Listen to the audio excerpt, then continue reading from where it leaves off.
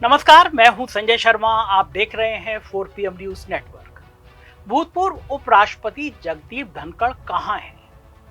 कहां गायब हो गए? आखिर वो अपनी बात कह क्यों नहीं रहे हैं? किस चीज का डर है उनको? कोई ऐसी योजना बन रही है जिसमें अगर धनखड़ मुंह खोलेंगे तो फंस जाएंगे? और क्यों आखिर धनखड़ को ब्लड प्रूफ वाहन चाहिए थे? क्या उनकी जान को खतरा था?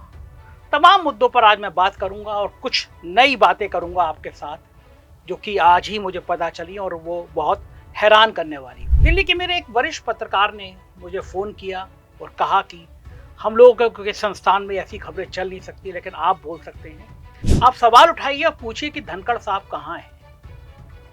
क्या उनकी सुरक्षा में कुछ कमी की गई है?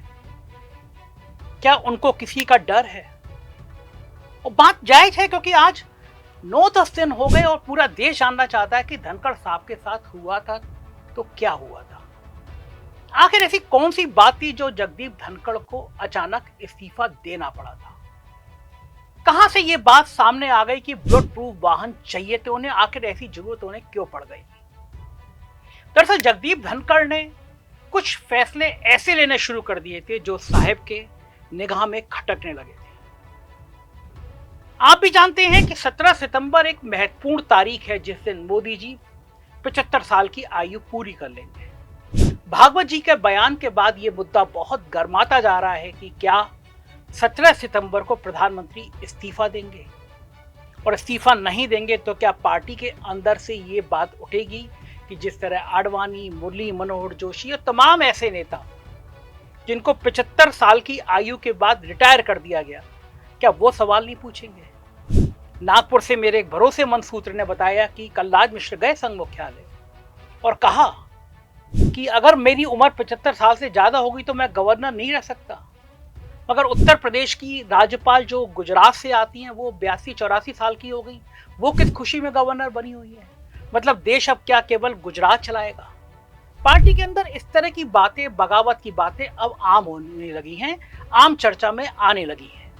नितिन गडकरी ने जिस तरह से पिछले कुछ दिनों में बयान दिए, उससे साहब को, गुजरात लॉबी को चिंता में डाल दिया, क्योंकि अगर बगावत एक ऐसी चीज होती है जो एक बार शुरू होती है तो उसका रुकना बहुत मुश्किल हो जाता है। तो क्या जगदीप धनखड़ के मामले में भी यही हुआ? जगदीप धनखड़ ने पिछले कुछ महीनों से योगी आदित्यनाथ की जिस तरह खुलकर तारीफ की, वो भी किसी को बर्दाश्त नहीं हो रहा था कि जगदीप धनखड़ आखिर ऐसी तारीफ कैसे कर सकते हैं योगी आदित्यनाथ की। ये सारी घटनाएं इकट्ठी होती चली गई और 21 तारीख को जब जस्टिस यशवंत वर्मा के मामले में विपक्ष के प्रस्ताव को स्वीकार कर लिया गया तो लगा सरकार को, लगा गुजरात लॉबी को कि यह मामला अब हमारे हाथ से बाहर निकलता जा रहा है। अगर अभी लगाम नहीं लगाई तो फिर बगावत और तेज हो जाएगी। बताया जाता है कि 2 मंत्रियों जेपी नड्डा ने और एक और मिनिस्टर ने कहा कि आप गलत कर रहे हैं, लेकिन धनखड़ नहीं माने। तो मेरे सूत्रों के मुताबिक अमित शाह ने उनसे फोन किया, लेकिन धनखड़ ने अमित शाह का फोन रिसीव करने से मना कर दिया। इसके बाद मोदी और शाह को समझ आ गया कि अब पानी सर से ऊपर जा चुका। अगर रोक नहीं लगाई तो पार्टी में भी बगावत हो सकती है। लिहाजा मंत्रियों के समूह में सांसदों को बुलाना शुरू किया गया। राज्यसभा के सांसदों से एक कोरे कागज पर हस्ताक्षर कराए गए और फिर ये मैसेज भिजवाया गया धनखड़ जी को कि अब कल नहीं, आज ही आपके खिलाफ महाभियोग प्रस्तुत किया जाएगा, आपको हटा दिया जाएगा।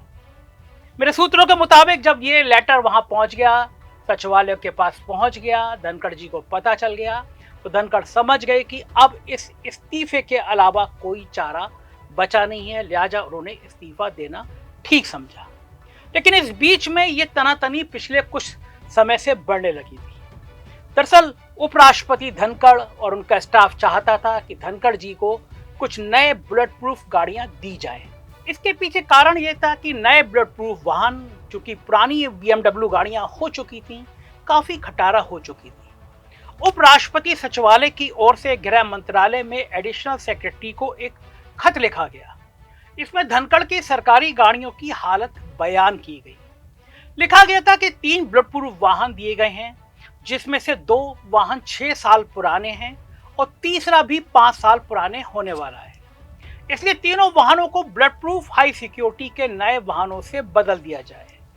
ये कोई बहुत बड़ा मुद्दा नहीं था, उपराष्ट्रपति हैं वो, उनकी गाड़ियों को 3 बुलेट प्रूफ गाड़ियों से बदलना कोई बड़ा मुद्दा नहीं था। कि देश में ना जाने कितने लोगों को वाई श्रेणी, जेड श्रेणी सिक्योरिटी दी गई है, बुलेट प्रूफ गाड़ियां दी गई हैं। क्या उपराष्ट्रपति को 3 वाहन नए बुलेट प्रूफ गाड़ी नहीं दी जा सकती थी? लेकिन बताया जाता है कि यहाँ से तनातनी शुरू हो गई। चिट्ठी के जवाब में गृह विभाग के अंडर सेक्रेटरी ने लिखा कि अफसरों का बोर्ड बना रहे हैं जो कि तीनों पुराने वाहनों की छानबीन करेगा। अब आप सोचिए, गृह मंत्रालय का अंडर सेक्रेटरी उपराष्ट्रपति की सिक्योरिटी जो चाह रही है कि 3 ब्लड प्रूफ नई गाड़ी मिल जाए, उसके जवाब में लिख रहा है कि अफसरों का बोर्ड बना रहे हैं जो तीनों पुराने वाहनों की छानबीन करेगा। इसके लिए 6 अफसरों को नामित किया गया है, जिसमें से 2 एनएसजी और 1 सीआरपीएफ से होगा। बताइए, 6 लोगों की कमेटी बनेगी, इसमें से 2 एनएसजी के होंगे, 1 सीआरपीएफ होंगे। लेकिन वाहन आपको इतनी आसानी से मिलेगा नहीं। इसके बाद वाहन बदले गए, उनको नई गाड़ी दी गई, लेकिन बुलेट प्रूफ गाड़ी नहीं दी गई। और यही कारण है कि इसके बाद धनखड़ के तेवर बिगड़ते चले गए। धनखड़ को समझ आ गया कि अब इस तरह से उनके अधिकारों में कटौती की जा रही है। इसके बाद उन्होंने किसानों के मुद्दे पर भी 1-2 बयान दे दिए। कृषि मंत्री शिवराज सिंह चौहान से पूछा कि आखिर किसानों की बातें पूरी क्यों नहीं हो रही है। ये बदले हुए तेवर, बदले हुए सुर सरकार को बहुत ही नागवार गुजरे। ये सुर कैसे कोई व्यक्ति पार्टी के अंदर रह के कर सकता है? उपराष्ट्रपति भली पार्टी का ना हो, लेकिन साहब को, छोटे साहब को, बड़े साहब को ये बर्दाश्त नहीं है कि पार्टी के अंदर से कोई ऐसी आवाज उठ जाए। साहब को, बड़े साहब को ये बर्दाश्त नहीं है कि पार्टी के अंदर कोई व्यक्ति इतना अधिकार रख ले कि वो कह दे कि नहीं, ये स्वीकार नहीं है, नहीं, ये हमारी इच्छा है। भला इच्छा भारतीय जनता पार्टी के सांसदों की कैसे हो सकती है? तब साहब को, तब गुजरात लॉबी को समझ आया कि अगर वक्त रहते यहाँ चीजें नहीं सुधारी गई, अगर वक्त रहते यहाँ चीजें ठीक नहीं की गई, तो ये बगावत की चिंगारी और बड़ी हो जाएगी। और यहीं से इन गाड़ियों के मसले के बाद एक एक छोटी छोटी चीजें ऐसी होती चली गई जो धनखड़ को लग रहा था कि उनकी घेराबंदी की जा रही है। कुछ नियुक्तियां होनी थी, धनखड़ चाहते थे कि उनके दोस्तों की, उनके भाई भतीजों की या फिर राजस्थान के कुछ लोगों की बढ़ती संसद टीवी में हो जाए। लेकिन बताया जाता है कि अमित शाह ने इसकी भी अनुमति नहीं दी। यही नहीं, जब संसद टीवी में बगावत की बात आने लगी, वहां के कर्मचारी न्यायालय चले गए, तब धनखड़ समझ गए कि घेराबंदी उनकी चारों तरफ से की जाने लगी है। धनखड़ समझ गए कि अब सिस्टम उनके पीछे पड़ गया है। और फिर धनखड़ साहब के पास इसके अलावा कोई विकल्प नहीं था कि वो सम्मान पूर्वक इस्तीफा दे दें। मगर इस्तीफा बड़ी बात नहीं है, इस्तीफे के बाद उनकी खामोशी बड़ी बात है। आखिर ऐसा क्या हुआ जो धनखड़ ने कुछ भी बोलने से अपने आप को दूर कर लिया? आखिर कौन सी वजह है कि धनखड़ गायब हो गए? मीडिया के सामने नहीं आ रहे, विपक्ष के लोग उनकी फेयरवेल देना चाहते थे, उसमें वो नहीं आ रहे, किसी से बात नहीं कर रहे। क्या पूर्व उपराष्ट्रपति को जान का खतरा है? क्या पूर्व उपराष्ट्रपति की सिक्योरिटी में कोई प्रॉब्लम है? आखिर है क्या? देश को जानना चाहिए, देश के लोगों को जानना चाहिए कि हमारे पूर्व राष्ट्रपति सुरक्षित तो हैं, मानसिक शारीरिक स्वस्थ तो हैं। बताइए, जिस आदमी ने पार्टी की इतनी सेवा करी, प्रधानमंत्री के सामने यूं करके वाला चेहरा आप भूल नहीं पाए होंगे धनखड़ का।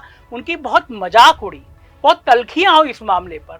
धनखड़ जी विपक्ष के भी निशाने पर रहे, उनके खिलाफ महाभियोग प्रस्ताव तक ले आया था विपक्ष। लेकिन भारतीय जनता पार्टी में दूध की मक्खी की तरह निकाल के फेंक दिया जाता है आदमी को जब मतलब निकल जाता है। धनखड़ इसका उदाहरण है। क्या धनखड़ की यह बगावत 17 सितंबर को कोई और बड़ी बगावत ना हो, इसका रोकने के लिए पहला प्रयोग था? आप क्या सोचते हैं इस बारे में? अपनी राय से अवगत कराइएगा। चैनल को ज्वाइन और सब्सक्राइब करिएगा। शुक्रिया, थैंक यू।